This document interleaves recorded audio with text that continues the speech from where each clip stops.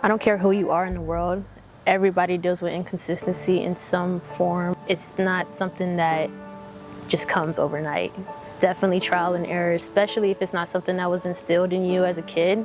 Me personally, not knocking my mom, looking back at life, it was pretty chaotic. She did her best, but we did move like almost every school year. It was tough. I wasn't really able to ever get that chance to plant my feet and build that community. I never really belonged anywhere. So I think that kind of comes with a gift and a curse because I can adapt in almost any situation, but also sometimes I can run. Just like everything else in life, if you don't continue to do something, you never see the end result because you never built that and you never planted those seeds. And I think it's all about planting seeds and, doing what you don't want to do when no one's looking. What I've learned to understand, just like everything else, if you put God in the root of any situation, you're going to be able to see that fruit. A verse that I like to go back on that reminds me and gives me the confidence to keep going is Galatians 6:9. Let us not become weary in doing good, for we will reap the harvest if we do not give up.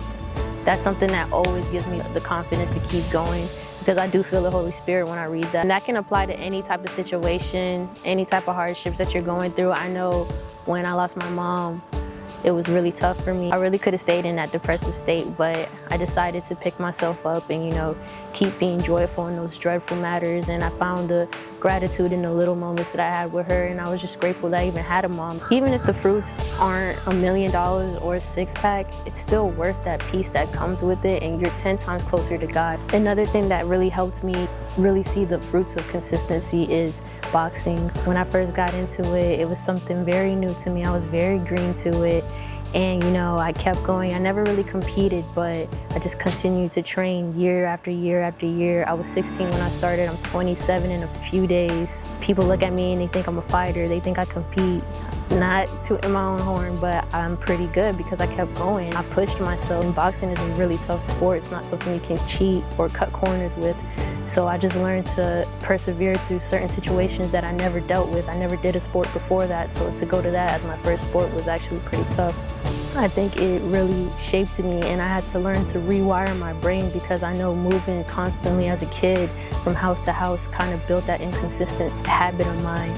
And I had to look back and see that shaped my mind a certain way. It's not something that you can just master and be done with. I think it's a lifelong lesson, and it's not something you're going to be able to just get like that overnight. I keep going and I keep pushing and I keep searching for God's will. I'm consistent in that at least, and that's what keeps me pushing because as long as I'm seeking Him and He's searching my heart and I'm seeking Him, seeking His heart after His heart, I know that I'm going the right way and I'm praying that He orders my steps. I know that I'm moving the right way and I'm consistent in desiring His will, and that's what keeps me going. I will always commit to being consistent in seeking God's will, and I know doing that is what's going to keep me, aligned with my life purpose no matter what. Even if I wake up feeling lost and I feel like this didn't go right and maybe it's not what I should be doing, as long as I continue to ask God and seek His will, He will respond to me. So I would say to my fellow believers, and even if you're not a believer, just do not become weary of doing good because you will reap the harvest if you don't give up.